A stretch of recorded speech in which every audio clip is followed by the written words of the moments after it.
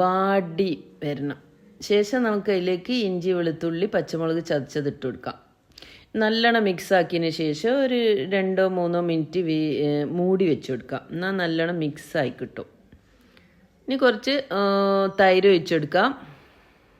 കുറച്ച് ഗരം മസാല, നല്ലോണം മിക്സാക്കി കൊടുക്കാം. ഇനി നമുക്ക് മൂടി വെച്ചതിന് ശേഷം നമ്മുടെ ബീഫ് വെന്തിട്ടുണ്ടാവും. ബീഫ് ഇതാ നല്ല അടിപൊളിയായി വെന്ത് വന്നിട്ടുണ്ട്. ഇനി അതിൻ്റെ ബീഫിൽ വെള്ളം ഈ നമ്മുടെ ഉള്ളിയിലേക്ക് ഒഴിച്ചാൽ മസാലയ്ക്ക് നല്ല ടേസ്റ്റ് കിട്ടും. അത് ആ ഉള്ളി നല്ലോണം മിക്സ് ആവും ചെയ്യും. പിന്നെ ആ ഉള്ളിയിലേക്ക് ആ വെള്ളം ബീഫിൻ്റെ വെള്ളം നല്ലോണം മിക്സ് ആയതിനു ശേഷം കുറച്ച് തിള വന്നതിന് ശേഷം നമുക്ക് ബീഫ് ഇട്ട് കൊടുക്കാം. അപ്പോൾ നല്ല ടേസ്റ്റ് ആയിരിക്കും. മസാലയ്ക്ക് ബീഫിൻ്റെ അതേ ചൊയൊക്കെ അതിൽ തന്നെ ഉണ്ടാവും. നല്ലോണം ഒരു 10-15 മിനിറ്റ് മൂടി വെച്ച് വേവിച്ച് കഴിഞ്ഞാൽ നല്ല മിക്സാവും. ബീഫും ഉള്ളിയും തമ്മിൽ മിക്സാവും. പിന്നെ നമുക്ക് മല്ലിയില ഇട്ട് കൊടുക്കാം. ഇനി ചോറ് വെക്കാൻ വേണ്ടിയിട്ട് നമുക്ക് ആദ്യം തന്നെ ഉള്ളി ഫ്രൈ ചെയ്തെടുക്കണം.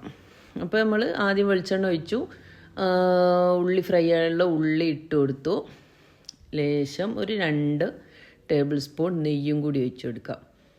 നല്ലോണം ഒരു ഗോൾഡൻ കളറാകുന്നത് വരെ നമുക്ക് ഈ ഉള്ളി പൊരിച്ചെടുക്കാം. ഈ ഉള്ളി കളറാകുമ്പോൾ നമുക്ക് ഉള്ളി വറുത്ത് കോരിയെടുക്കാം. ഇനി നമുക്ക് അണ്ടിപ്പരിപ്പ് ഇട്ട് കൊടുക്കാം. പിന്നെ അതൊന്ന് ജസ്റ്റ് ഒന്ന് റോസ്റ്റായി കഴിഞ്ഞാൽ നമുക്ക് മുന്തിരി ഇട്ട് കൊടുക്കാം. അപ്പോൾ മുന്തിരി നമ്മൾ വീർത്ത് നല്ല സുന്ദര കുട്ടപ്പനായി കഴിഞ്ഞാൽ നമുക്കത് കോരിയെടുക്കാം. ഇനി ഇതിലേക്ക് കുറച്ച് ക്യാരറ്റും കുറച്ച് മല്ലിയിലയും കൂടി ഇട്ടാൽ അതിന് മിക്സ് കളറായി. സൂപ്പറല്ലേ അത് കാണാൻ. ഇനി നമുക്ക് ആ വെള്ളത്തിലേക്ക് 3 ഏലക്കായ ഇട്ട് കൊടുക്കാം, 2 ഗ്രാമ്പ് ഇട്ട് കൊടുക്കാം. ഈ ഒരു പാത്രത്തിൽ ഒരു അരിക്ക് 2 പാത്രം വെള്ളം ഒഴിച്ചു കൊടുക്കാം. ആവശ്യത്തിനുള്ള ഉപ്പ് ഇട്ടിട്ട് ഒന്ന് തിളയ്ക്കാൻ വെക്കാം. നമുക്ക്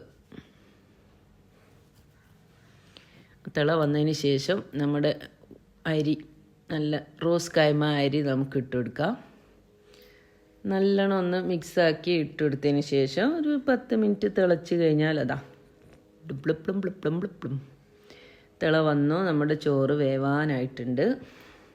ഇതാ നമ്മുടെ ചോറ് അടിപൊളിയായി വന്നിട്ട്. ഇനി നമുക്ക്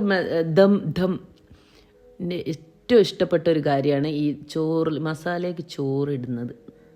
ആദ്യത്തെ ലെയർ നമുക്ക് മസാല കവർ ചെയ്തതിന് ശേഷം നമുക്ക് ഫസ്റ്റ് ലെയർ ഉള്ളി ഇട്ട് കൊടുക്കാം. പൊരിച്ച ഒണിയൻ ഉള്ളി ഇട്ട് കൊടുക്കാം. പിന്നെ അടുത്ത ലെയറിൽ നമുക്ക് ഇതേപോലെ തന്നെ ഒരു ലെയറും കൂടി